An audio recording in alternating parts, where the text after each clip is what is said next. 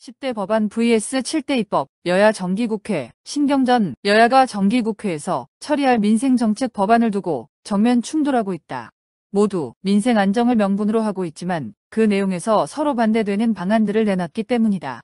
국민의힘은 민간의 활력을 촉진해 경제 성장을 도모하는 데 중점을 둔 반면 더불어민주당은 현금성 복지 지원을 강화하는 데 방점을 뒀다. 각 방안들로 인해 생겨날 재정 부담을 두고도 양당은 상대당 방안을 포퓰리즘 입법이라고 비난하며 공방을 벌이고 있다. 26일 국회 농림축산식품해양수산위원회 전체 회의에서는 민주당이 지난 15일 소위원회에서 단독 처리한 양곡관리법 개정안이 올라와 여야 대립이 계속됐다. 전날 정부와 여당이 쌀값 부양을 위해 지난해와 올해 수확된 쌀 중 45만 톤을 약 1조 원을 들여 사들이겠다고 발표했는데도 민주당이 법안을 처리하겠다는 입장을 고수했기 때문이다. 민주당 법안은 매년 초과 생산되는 쌀을 정부가 전량시가로 사들이도록 강제하는 내용이다. 정부와 여당은 매년 조 단위의 재정 부담이 발생하고 농민들이 다른 작물은 제쳐두고 쌀 농사만 계속 짓게 될 것이라며 난색을 표하고 있다. 반면 민주당은 정부의 45만 톤 매입은 미봉책이라며 쌀값 폭락 사태가 재발하지 않도록 제도 보완을 해야 한다는 입장이다. 민주당은 양곡관리법 개정안을 비롯한 7대 주요 입법 과제를 이번 정기국회에서 처리하겠다고 공언하고 있다.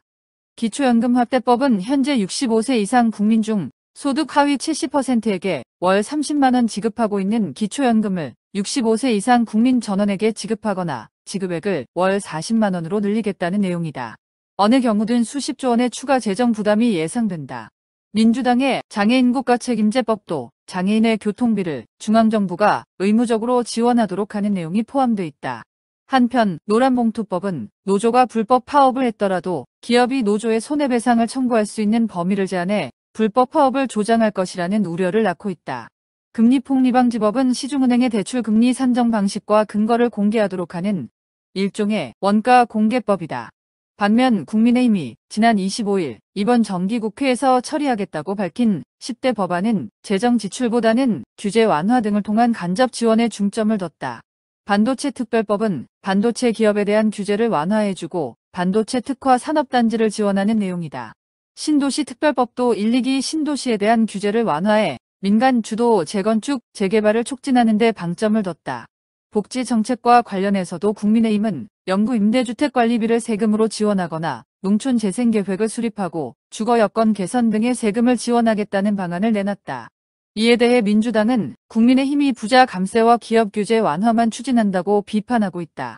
반도체 특별법과 신도시 특별법 등은 수도권에 대한 규제를 풀어주는 것이라는 점에서 여당 내에서조차 비판의 목소리가 나온다.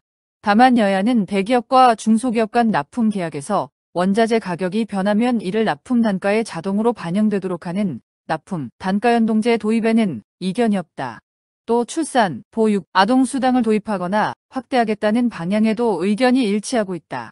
국민의힘의 10대 법안 중 스토킹 범죄에 대한 처벌을 강화하는 스토킹 처벌법 개정안과 보이스피싱 대응 관련 법안에 대해서도 민주당이 반대하지는 않을 것으로 전망된다. 국민의힘 주호영 원내대표는 민주당 법안에서 받아들일 수 있는 부분은 과감히 받아들이고 국익에 도움이 안 되거나 재원 대책이 없는 포퓰리즘 법안에 대해선 치열하게 논쟁할 것이라고 말했다.